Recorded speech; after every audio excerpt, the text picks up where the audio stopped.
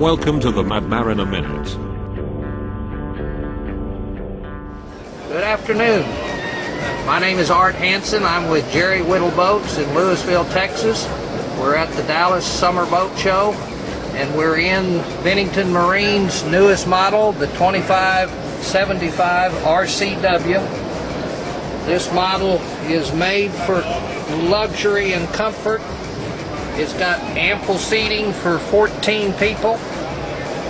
It's got shade for everybody in this hot Texas sun. Everybody can stay cool. Bennington offers a console that the driver sits up higher than the other people. A dash that's made by the same vendor that makes the dash for Lexus automobiles. Tells you exactly what the boat is doing.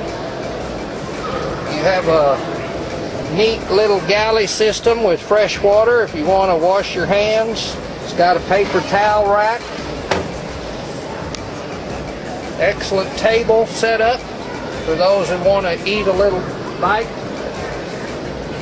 Then here on the back of the boat is their newest innovative feature, the new sunbathing lounges on the back. You can actually stretch out and sunbathe while the boat is running. It's a feature that's unique to Bennington's pontoon boat.